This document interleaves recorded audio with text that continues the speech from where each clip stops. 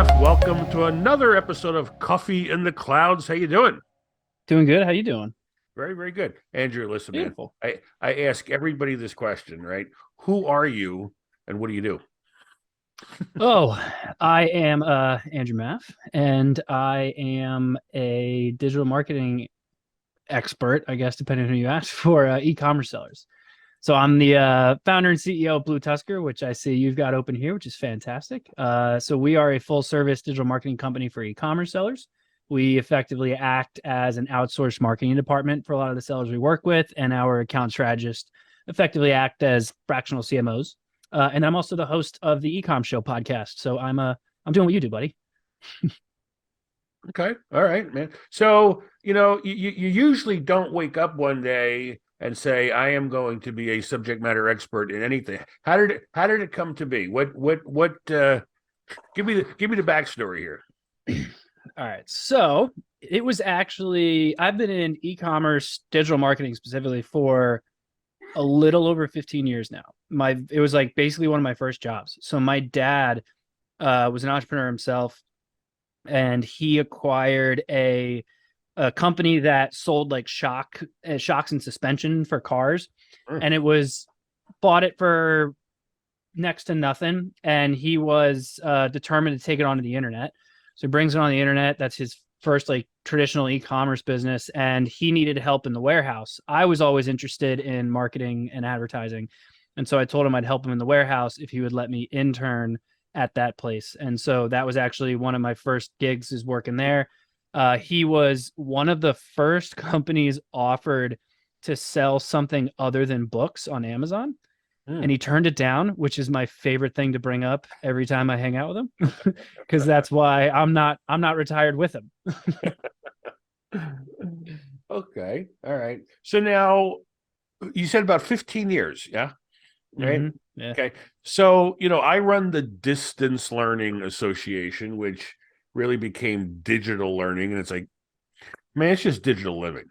Okay. We do everything: remote work and telework and telemedicine and e-commerce.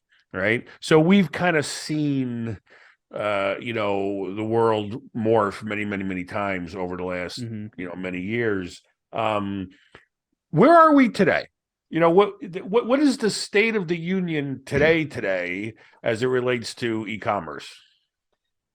The thing I think that's real we're really starting to see, especially as time goes on here, is digital marketing in general, but specifically for e-commerce, is nowhere near what it was 5 years ago. And so while that's a very obvious statement, I think that it's getting much more focused towards traditional marketing and traditional shopping. So Mm-hmm. basically 3, 4, 5 years ago, you were able to, down to like the click, you could figure out who saw what ad and then clicked on this. And then you were able to tie an ROI to every little thing that you could do. Now, because of you have the iOS change, you have just all of these different marketplaces that people sell on, all of these different websites. Now, because there's so many options, it becomes very challenging to track all of that. So a lot of that stemmed from, I started to realize, like, just watching my wife shop. So she would be on like Amazon and she would find something and she'd go, oh, well, I'm curious what their website looks like, and make sure that they're like a reputable company. So she would leave Amazon and go look at their site, but then see that they had like a 20% off or something, and she would shop there. And Mm. so if you looked at what that tracking was, it is, depending on what she ended up searching and how she got to the site, it'd probably show up as like organic traffic. If she clicked a traditional link, it could show up as Google paid ads. If she clicked on a branded campaign, it could show up as direct if she went straight to their website. And yet that seller would have no idea that they actually came from Amazon. And Mm. so, back in the day, you would do a billboard and you would never ask, like, what's the ROI of that billboard that we put up? Like, that's just not a question you ask. And it's starting to get to that point where it's just not as trackable as it once was. And Mm-hmm. so marketers, specifically in e-commerce sellers, are really having to look at their business and their marketing plans holistically, as opposed to really trying to hyper focus on individual things. Mm. So this week was the National Retail Federation show at Jacob Javits Center in New York Mm-hmm. City. And we participated. We were there, and my Fitbit says I did 19,500 steps on Monday. So That sounds right. I did serpentine, up and down all the, but everybody, it seemed like everybody was there. The big guys, the small guys. I mean, Shopify was there, BigCommerce was there, just all the major players and stuff. How do you decide if you say, okay, listen, I've got to be online, I've got to be able to sell online? How do you decide who to use or what to do or how to build it? I mean, where do you begin that whole journey? So that's going to come down to something that I'm sure I'm going to end up saying several times on this episode is it kind of all depends, right? Okay. Like your product line, you have to know where your customer is and who your first you got to know who your customer is. Who are you targeting? Who do you want? Who do you think is going to be the person that's going to buy this? Then your next question is, where are they? Right? If you think that they're on Amazon, go to Amazon first. Start on Amazon. It's the least expensive way to get started and to start like kind of testing the viability of a product that you want to take to market. But if they're not on Amazon, or maybe your product requires a lot of education, you're going to probably want to do your own website and maybe build a social following and start to teach them how your product works and why it's better than your competitors or anything along those lines. Right. So there's stuff where it's like, you almost like drugstore stuff where it's like up at the counter, like last minute things. Excuse me. Those are great at Amazon, right? Because they're searching for them. They can come across it. They'll buy it. It is what it is. But anything that requires a little bit of extra education, I always say is better for social because you can showcase the benefit of the product, its features, why it's better than competitors, all that before it gets to a website. Or if there's someone who already is aware of a problem that they have and they're already aware of a solution, then Google and search engines are usually the best way to go because they're actively looking for that solution and it's just right place at right time. So you got to know what the product is you're selling, who's most likely to buy it, and where are they at. And that's where you want to start. What about some of the things like, okay, how am I going to collect the money? Am I going to use PayPal? Am I going to use Stripe? Am I going to use Fiserv? Am I going how do you make those kind of decisions? Well, if you shop on Amazon or if you sell on Amazon first, you don't have to make that decision because Amazon's got everything under the sun as an option. And then, in my opinion, no matter what shopping channel you choose, whether it's Shopify or Magento or BigCommerce or any of the Evolution, which I don't even know if they're around anymore, like all those, in my opinion, get every option that you possibly can. To me, it all comes down to taking just a page out of Amazon's book, which is providing the best experience you can for your customer. And if they really want to shop with you, but they get all the way to the end and they see that you only take Apple Pay, but you have PayPal, and they won't let you use it, it's kind of like, all right, well, then I don't really want to shop here because I don't use this and I don't want to make an account just to shop with you. Right. So to me, it kind of comes down to you need to have everything that you possibly can so that they can shop however they want.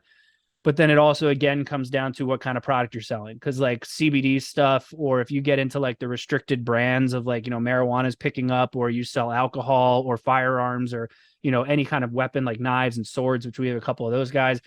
There's a bunch of platforms where they're not allowed on there and they can't sell on there. So you also have to know the restrictions of your product line and if the merchant you're using is going to allow you to actually sell on there or not.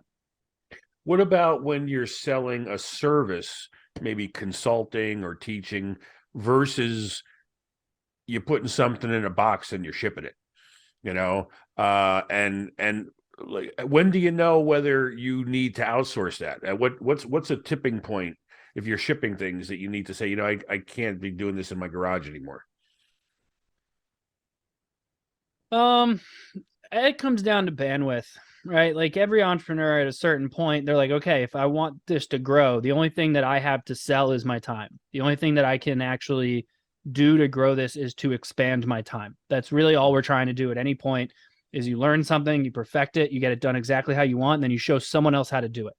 So at a certain point, when you start dealing with like you're constantly shipping stuff out and you're spending more time shipping product than you are improving the business, you're stuck in a rut. So you have to figure out what the next step is.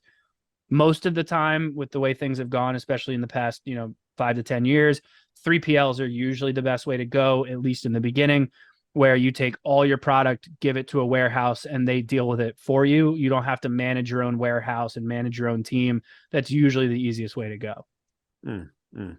So as we're recording this, it's January 19th, 2023, and it seems like there's a lot of people getting laid off, especially in the Mhm. tech space. Okay.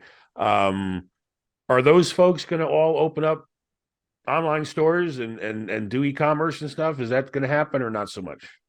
Wouldn't shock me. That or they'd start like their own tech business of some kind, I'm sure. Honestly, Mm, all the layoffs right now, everyone's worried about the market and where it's going to go. I actually, in my opinion, I don't think it's going to be that big of an issue. I think if we even go into a recession, it's going to be really mild, and no one's even going to really know that we're in a recession, except for the fact that it'll probably be plastered all over every news outlet you can think of. mm, But all these big layoffs from these tech companies, to me, what happened was they all skyrocketed and got a little bit blown out of proportion during COVID. And a lot of people thought that this was just going to be life forever. And so mm, every tech company took off. And then they all tried to catch up on themselves. Peloton being like the most obvious one, yeah. where while they are e-commerce ish, they're also very much a tech company. They ended up doing all these dumb things that now that things have gone back to normal, they just were way overstaffed and took way too much of a bite out of what they were trying to eat, and it just became this ugly situation. So it's unfortunate because a lot of people have lost their jobs over it, but at the same time, I think that with the unemployment rate right now, they'll have no problem finding a job. They'll be okay, and I don't think that there's going to be any major layoffs towards the end of this year or in the middle of this year at all anyway. Mm. BlueTuskr. Mm-hmm. Where'd you get that name? Where'd that come from? So in 2016, I think it was. In 2016, I partnered with someone. We started an agency, and I'm not going to name drop it for certain reasons. But we exited that in late 2019, and it had a very like traditional name. So I always see these agencies where it's like growth, expand digital, and then like super awesome guys marketing, and I'm like, this is ridiculous. And from Mm, an SEO perspective, if you're a good marketer, you know that like getting your name, like finding your own business is going to be hard yeah. because all the terms you're using are the same. And so I was like, all right, I want to just come up with a name out of nothing. And then I'll build the brand, and Mm, then people will just know us by that. And plus, we'll stand out even more. mm, And so I've always been a big elephant fan. A couple of years before I had started the business, my grandmother passed away. She loved elephants. She had them all over her house. And so I was like, all right, I think I want to go in the elephant direction. There was also like some stuff I had read about elephants and how like, the way we kind of sell ourselves, we're this marketing department, we're outsourced marketing department, and they all stick together and, they don't forget things. And it's just this whole like thing. I was like, okay, that kind of works. And then, my wife and I met in high school, and our mm. school colors were blue and gray. So I knew if I'm going to go in an elephant direction, maybe I can do something with blue. I didn't want to do like blue elephant because that's too long of a name. And so I started going through all the different names of how you would call an elephant. I was like, okay, BlueTuskr works. Mm, And then the company that acquired our last agency, I ended up not being a big fan of. mm, And they went through a name change after I left. And one of the things that they had done was they dropped an E from their name. And I was like, mm. oh, I'm doing it too, just to spite them. So I did that too. And that's how we got the name. Wow. So if folks had a problem or they were trying to solve a problem or they were trying to just navigate the e-commerce world, the digital world, the marketing world, what is the problem they have where somebody says, get Andrew Maff on the phone, get me Andrew, what do you show up as the superpower?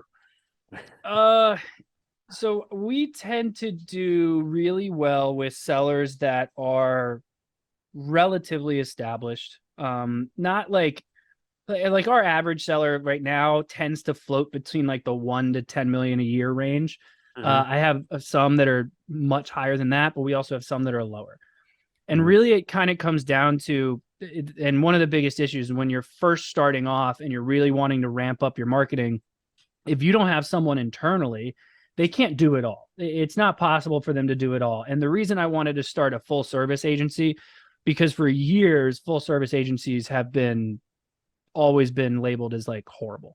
Yeah. And the main reason being that everyone within the agency was a generalist. And so they would take a handful of people and they would deal with an account, and they would all be okay at social and email and SEO and blah, blah, blah. Well, when I was in house, I would have these issues where my SEO team or my SEO agency didn't want to talk to my paid ads agency, or Mm, my design contractor didn't work well with the email marketing agency I had because they had design and they felt like I was shortchanging them. So I could mm, never get anyone to work together. And I actually spent more of my time as an account, like an internal account manager, than I did actually doing my job. And mm, so I realized the big hole in the market is like, why isn't there an agency where it's like an outsourced marketing department and each department is also a fractional aspect of their business? So mm, like for us, like I have people that they only know SEO. They're they know enough to be dangerous in the other areas so they can hold a conversation with someone else. But same thing with email marketing, with paid ads, and with design. And so they all kind of have a conversation internally so that when we're working on an account, we're all on the same page at the same time, instead of it being a nightmare of communication for someone to have to tell 6 different agencies. mm, So for us, it kind of comes down to when you're ready to either really start to ramp up your marketing and you want to basically put all the best practices in place, or you have someone internally who's really good at one thing, but they're not great at other stuff. We act as like more of like a puzzle piece. So like I have a mm, few sellers we work with, like one, for example, where they have someone internally who's fantastic at social media. So we don't touch it. We tell them like, hey, just keep us in the loop with what you have going on. You keep social because you're better at that. And it's all, in my opinion, social is usually better internal anyway. mm, So at that point, we just kind of act as like a puzzle piece and assist and make sure that we're on the loop with the same thing. mm, But in my opinion, an agency is a perfect direction to go in the beginning until they figure out, they get you to a certain size where they really figure out like a perfect process. And then to me, even though this would probably, most of my clients would not want to hear me say this, that's when I say like, then you should probably bring it in house. Like mm, at a certain point, bring it in house, because it's always going to be better done in house. They're going to know the little nuances, little intricacies. Like we get on calls with clients all the time. We have them connected in a Slack channel. Like we stay as connected as we can. But unless you're literally doing it every single minute of every single day when you're working, it's kind of hard to know the little nuances of stuff.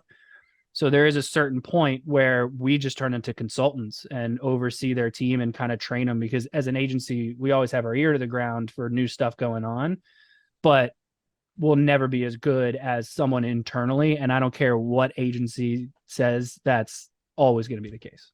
mm.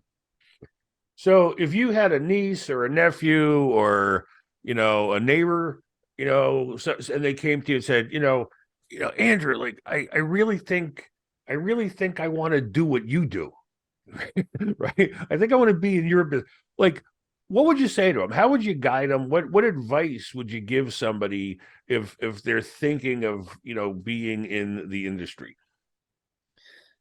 Marketing or Yeah. e-commerce? Marketing. Well, you know what? Let's go Uh, both. We'll do both.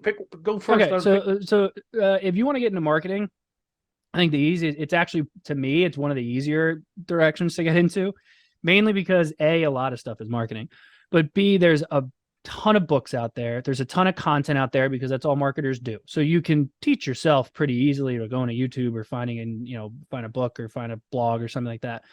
But to get the experience and start to actually ramp up from there, going to something like an Upwork and do a job super cheap. Mhm. Just just get them to say yes, get the job in, learn by doing.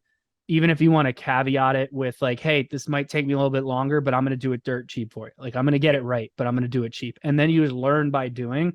You can also build a portfolio from that, and then you just kind of scale it out from there. Mm, mm. And what about e-commerce? So the e-commerce side. So I always get asked, am I a seller? Have I ever owned my own e-commerce business? And unfortunately, that answer is no. And I don't know if I'll ever do it. Hmm. The main reason being I'm horrible with like inventory and operations. It just scares me. Like there's nothing about that that's appealing to me. So maybe one day if I find like my doppelganger who's like really into operations, then I'll do it. But to me, if you don't have that skill set, so you don't know how to deal with like sourcing product and inventory, which by the way, there's also a ton of content out there on how to do that too. Hmm. Um, my opinion is to dip your toe in drop shipping. Drop shipping it's kind of like, it's nowhere near what it once was. You can't make nearly as much money on as you used to. You have to do high ticket items like 100, 150, $200 plus to make any kind of real money on it. Mhm. But in my opinion, if you were to just start a drop shipping company, you don't have any of the risk of inventory. You don't have to hire anyone for operations. You can kind of just deal with it yourself, which is what most of these old drop shipping guru guys say anyway. Mhm. But I have thought about starting drop shipping businesses mainly because what I would do is I would use it as a learning opportunity to figure out the audience that I can bring in. What are they most interested in? They're going to shop whatever product I have for sale. Then I have all the data on what they're interested in, and then I'll go private label that myself. And that's when I would then look into sourcing and inventory, but I would slowly get into that product line while offering a ton of other brand stuff. I think that that's probably the easiest way to get into e-commerce, unless someone wants to look into like sourcing and inventory and all that stuff. But I'm not the guy for that. I see, so often like a celebrity or an athlete or somebody will, they got a brand and, next thing you know, it's like they're doing perfume or whatever. I mean, it's like, and I go, all right, how? Why? What? I mean, what is actually happening when you see that happen with a celebrity or an athlete? So really what they're doing is nothing really that impressive. It's kind of interesting to watch. Like sometimes they'll have a ridiculous amount of capital to work with. So you think like Kim Kardashian, who's like a billionaire now because she had the capital to fund getting the right people in the right place to do a lot of the stuff for her. And then they found like ways to improve upon the product. But like, if you think of like perfume or something, it's just a brand. It is just all perfumes are the same. They're all just different smells. They're not using any really major different ingredients or anything like that. It's just the brand that you're paying for. And then obviously, if you like the smell. But if you didn't know the brand and it was a blind smell test, it would be the same thing across the board. So really all these influencers are doing is they are figuring out who their audience is, right? Which is data you can pull from all the different social media platforms, et cetera. Then they're doing the research into what is that audience interested in. Now, what can I sell that I can put my name on that will still help my influencer brand because I'm probably already making money off being an influencer.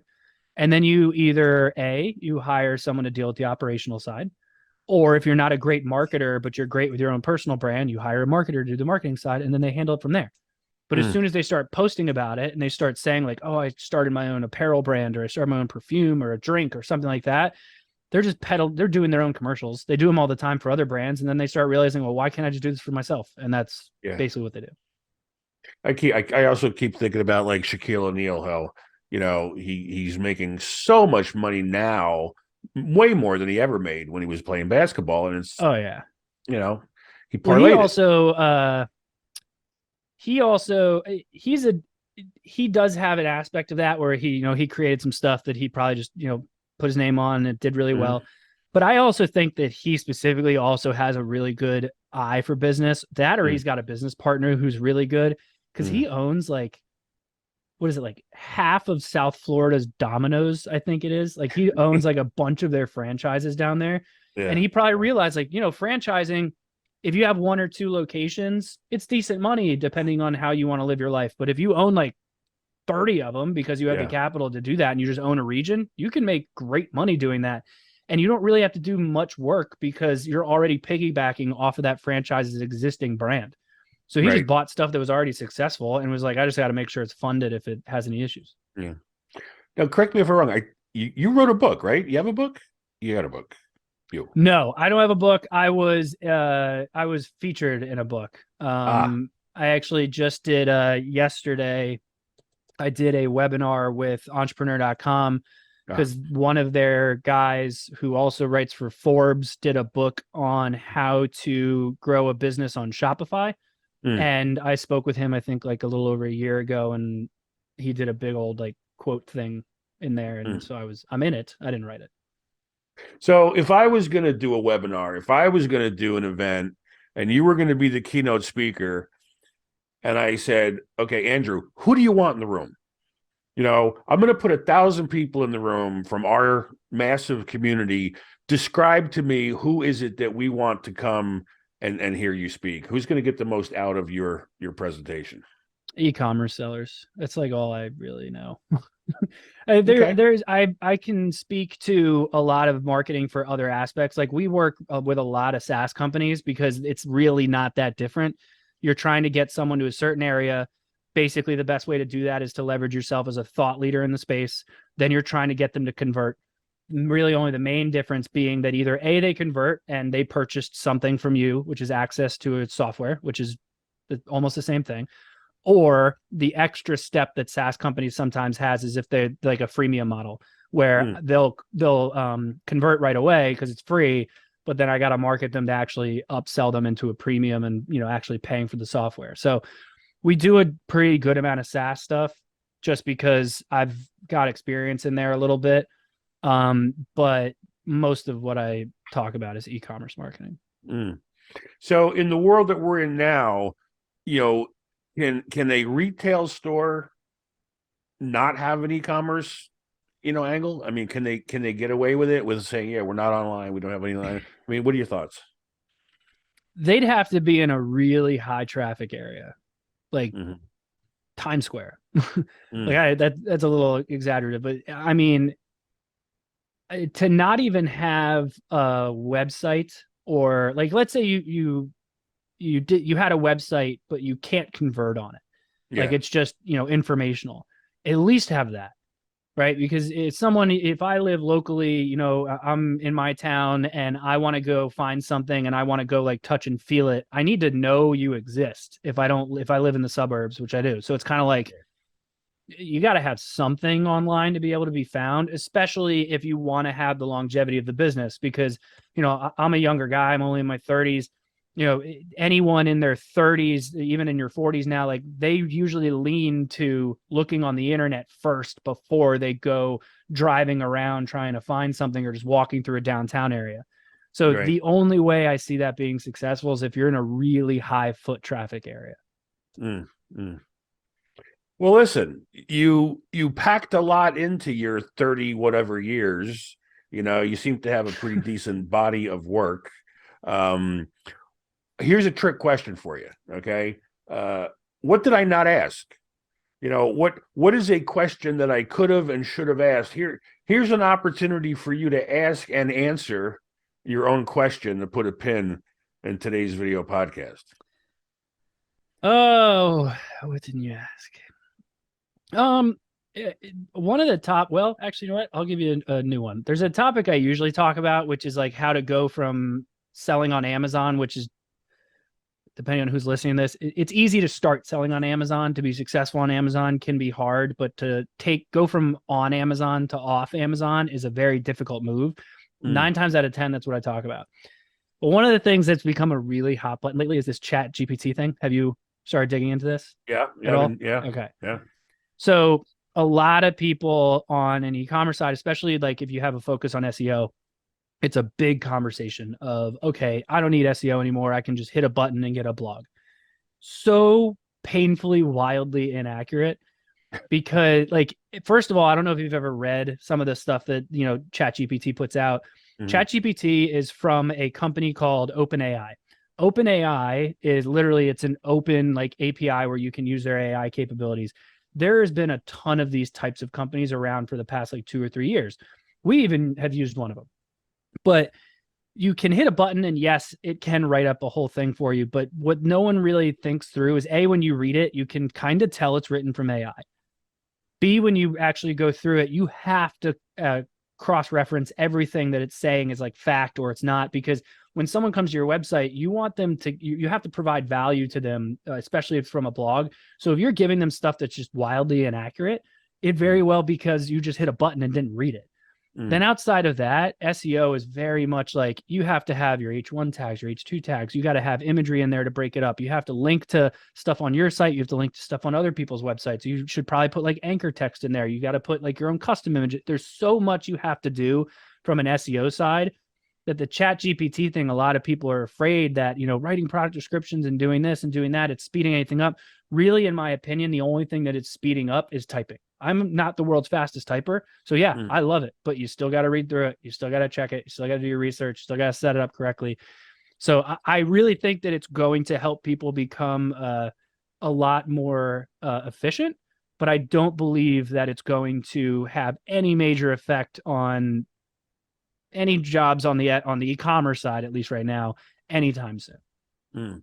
That's my So do you think that Google shares that opinion or Microsoft shares that opinion, or is it irrelevant what they're thinking? I would say that I would probably say that, yeah, they share that opinion, but I would also say that they're still scared of it Mm. because even though they may share that opinion, the average user doesn't know that. They don't think about that. And now they're worried that they're going to get flooded with a ton of content that their algorithms are going to have to decipher if it's accurate or not. In August, Google just did one of their biggest algorithm updates they've done in a while. They do them almost like every quarter, but they did a really big one back then. And it was around what they referred to as like EAT, which is oh no, I forgot what the E stands for. E stands for something, and then A is authoritativeness, and then trustworthiness. And it's basically like the content that you put on your site has to provide value. It has to be accurate. It has to be interesting to the user that came there. They need to spend the time reading it. They need to actually interact with, the page. Like that's what your ranking factors are. So if you're just hitting a button and it's spitting out a bunch of words and someone lands on it and goes, who is this written by? And this isn't right. Like it just sounds weird. Then they leave quick. So Google's algorithm is already in place where it's going to adjust based on the flood of AI content I'm sure they're getting. Mm. But at the same time, Microsoft is thinking about integrating it with their with Bing, and then who knows what that's going to cause. So it might cause an interesting like stir up, but outside of that, I think that they share the same sentiment. I just think that they know that even though they feel that way, the average user may not know. So just to put a final pin in it, you personally are not doing e-commerce, or but you're like the e-commerce guru. I mean, is this how do I describe it? So I know e-commerce marketing very Okay. well. You don't ask me about when you should order inventory or how to deal with running a Okay. warehouse like that. The whole operational aspect, Yeah. that's outside my area. Well, the thing about e-commerce is if there's no commerce, if there's no revenue, right? Yeah, As exactly. Mark Cuban would say, right? No revenue, no business, right? I mean, you got to have revenue. So I think marketing is always going to be, front and center as in the in the e-commerce world, in my opinion. You I know, agree. but well, Andrew Maff, this was another session of Coffee in the Clouds. We're going to have links to your website. We're going to make it real easy for people to find you. And who knows? Maybe we'll fill that room with 1,000 people and get you to do a keynote. Huh? I'll be there. All right, man. Take care. Thanks, Thomas. Have a good one. Bye bye.